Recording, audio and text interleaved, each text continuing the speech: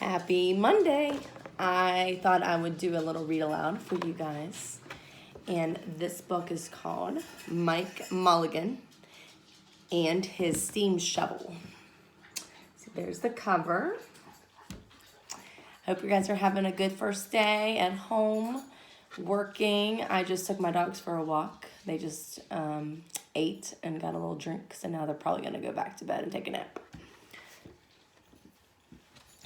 Mike Mulligan had a steam shovel, a beautiful red steam shovel. Her name was Mary Ann. Mike Mulligan and Mary Ann had been digging together for years and years. It was Mike Mulligan and Mary Ann and some others who dug the great canals for the big boats to sail through. So there you can see the canal. Little waterway. It was Mike Mulligan and Mary Ann and some others who lowered the hills and straightened the curves to make the long highways for automobiles. Look at the picture. I bet you can figure out what automobiles means, huh? And it was Mike Mulligan and Mary Ann and some others who dug the deep holes for the cellars and the tall skyscrapers for the big cities. When people used to stop and wave to them, Mike Mulligan and Mary Ann used to dig a little faster and a little better.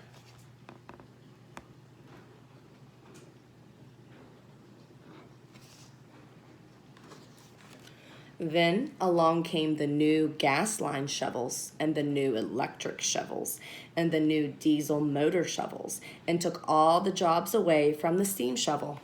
So all these new inventions came along. Mike Mulligan and Mary Ann were very sad. And all other steam shovels were being sold for junk, but Mike loved Mary Ann. He couldn't do that to her.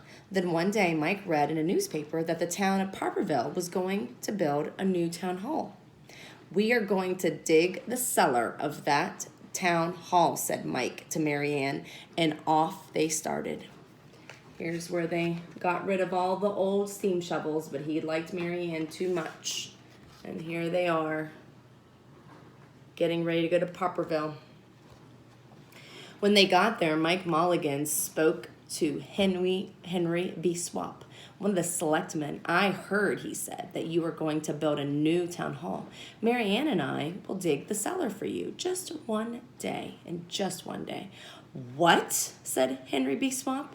"It would take 100 men at least a week."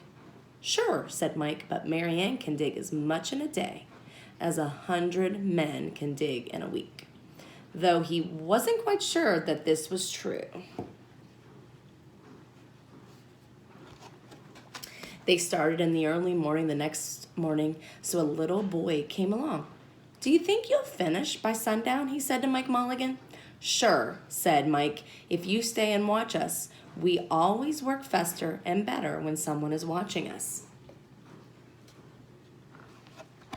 Then Mrs. McGillicuddy, Henry B. Swap, and the town constable came over to see what was happening, and they stayed to watch. Mike Mulligan and Mary Ann dug a little faster and a little faster.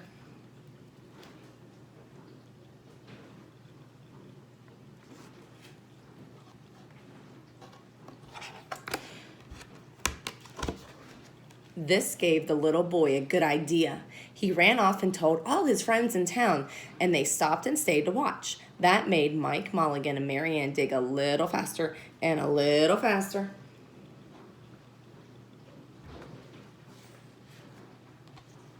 Clang, clang, clang, the fire department arrived. They had seen the smoke and thought there was a fire. Then the little boy said, "Why don't you stay and watch?" When they heard the fire engine, the children in the school across the street couldn't keep their eyes on their lessons. Their teacher called a long recess, and the whole school came out to watch. Now, the girl who answers the telephone called up the next towns and told them what was happening in Popperville. All the people came over to see if Mike Mulligan and his steam shovel could dig the cellar in just one day. The more people came, the faster. Mike Mulligan and Mary Ann dug. Never had Mike Mulligan and Mary Ann had so many people to watch them. Never had they dug so fast and so well, and never had the sun seemed to go down so fast.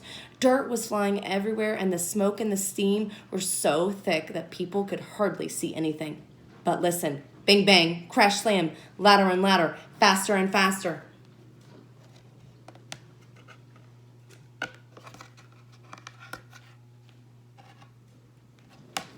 Then suddenly it was quiet. Slowly, the dirt settled down, the smoke and the steam cleared away, and there was the cellar, all finished. The sun just going behind the hill. Hooray, shouted the people. Hooray for Mike Mulligan and his steam shovel. They have dug the cellar in just one day. Suddenly, the little boy said, "How are you going to get out?" Mike Mulligan looked around at the 4 square walls and the 4 square corners, and he said, "We've dug so fast and we've dug so well that we've forgotten to leave a way out." Nothing like this had ever happened before in Popperville. Everybody started talking at once, and everybody had a different idea, and everybody thought his idea was best. Now, the little boy had another good idea. Why couldn't we leave Mary Ann in the cellar and build the new town hall above her? Let her be the furnace for the new town hall, and let Mike Mulligan be the janitor. "Why not?" said all the people. So they found a ladder and climbed down into the cellar to ask Mike Mulligan and Mary Ann. "Why not?" said Mike Mulligan. So it was decided, and everybody was happy.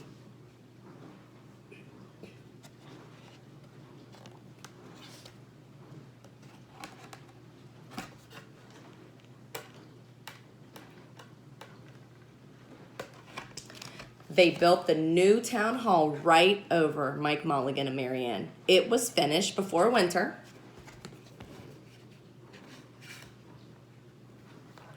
Now, when you go to Popperville, be sure to go down the cellar of the new town hall.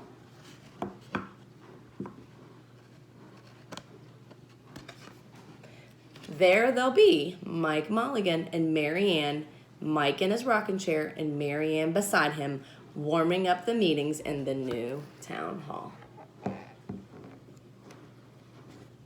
All right, guys, I want you to think about a few things on this, and then I'm going to come back later and make a video and see if you thought correctly. So what do you think a cellar is? Because that was a word that maybe you didn't know. And then also, what about the town constable? See if you can figure out what a town constable was, and see if I can find where it was in here. The town constable came to look, and it may have been, oh, here it is. Here's a picture of the town constable. There he is right there. See if you can figure out what that means. And do you have an idea of how they could have gotten out? Was there a way for them to get out? I don't know. Do you think they're happy at the end of the story, being in the cellar? I don't know. So those are some thoughts for you to think about with this book. I hope you enjoyed it, and I will see you guys here in a little bit. Goodbye.